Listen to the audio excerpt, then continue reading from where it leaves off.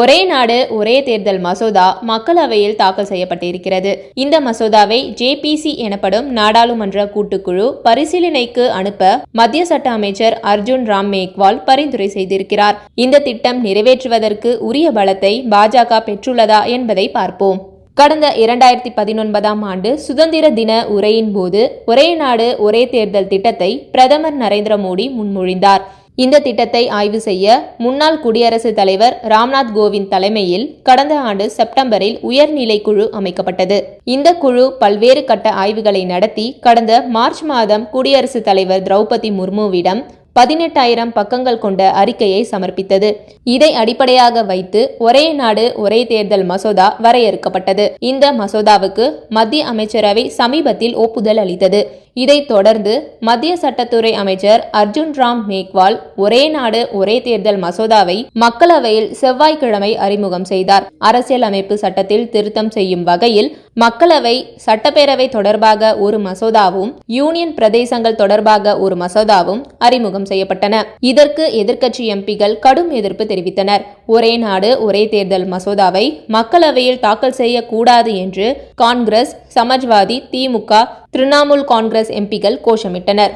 இதைத் தொடர்ந்து மசோதாவை அவையில் தாக்கல் செய்யலாமா வேண்டாமா என்பது குறித்து வாக்கெடுப்பு நடத்த அவைத்தலைவர் ஓம் பிர்லா உத்தரவிட்டார். புதிய நாடாளுமன்றத்தில் மின்னணு வாக்கெடுப்பை நடத்துவதற்கான இயந்திரங்கள் பொருத்தப்பட்டு உள்ளன. இந்த இயந்திரங்கள் மூலம் முதல் முறையாக மின்னணு முறையில் வாக்கெடுப்பு நடத்தப்பட்டது. இந்த மசோதாவை தாக்கல் செய்வதற்கு ஆதரவாக 220 பேரும் எதிராக 149 பேரும் வாக்களித்தனர். மின்னணு வாக்கெடுப்பு நடைமுறைக்கு எதிர்க்கட்சி எம்பிகள் ஆட்சேபம் தெரிவித்தனர். இதைத் தொடர்ந்து காகித சீட்டு முறையில் மீண்டும் வாக்கெடுப்பு நடத்தப்பட்டது. அப்போது மசோதா தாக்கலுக்கு ஆதரவாக 269 பேரும் எதிராக 198 பேரும் வாக்களித்தனர். இதைத் தொடர்ந்து மத்திய சட்டத்துறை அமைச்சர் அர்ஜுன் ராம் மேக்வால் ஒரே நாடு ஒரே தேர்தல் மசோதாவை அவையில் தாக்கல் செய்தார். காங்கிரஸ் எம்பி மணிஷ் திவாரி பேசும்போது அரசியலமைப்பு சட்டத்தின் மீது தாக்குதல் நடத்தப்படுகிறது என்றார். திரிணாமுல் எம்பி கல்யாண் பானர்ஜி கூறும்போது இந்த மசோதா ஒரு தனிநபரின் விருப்பம் என்று குற்றம் சாட்டினார். மத்திய உள்துறை அமைச்சர் அமித்ஷா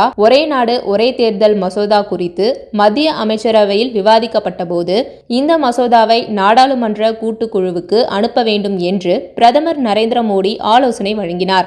அவையின் நேரத்தை வீணடிக்காமல் மசோதாவை ஜேபிசிக்கு அனுப்ப வேண்டும், அங்கு அனைத்து விவாதங்களையும் நடத்தலாம் என்றார்.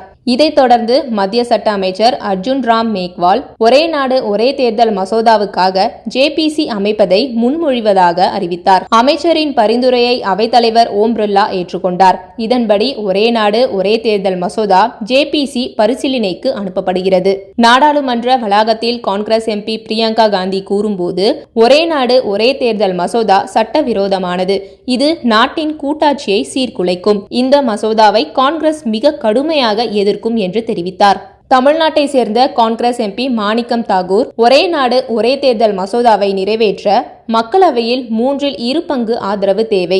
மக்களவையில் செவ்வாய்க்கிழமை 461 வாக்குகள் பதிவாகின.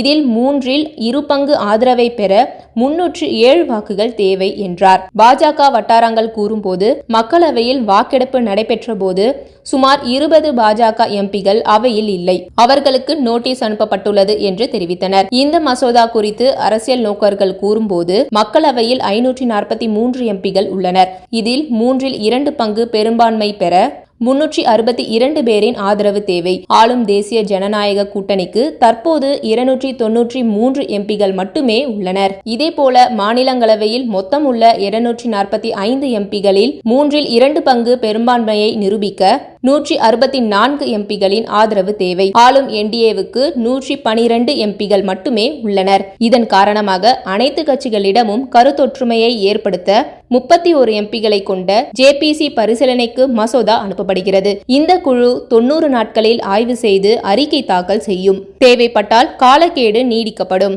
ஜேபிசி பரிசீலனைக்கு பிறகு இரு அவைகளிலும் மசோதா மீது வாக்கெடுப்பு நடத்தப்படும் என்றனர்.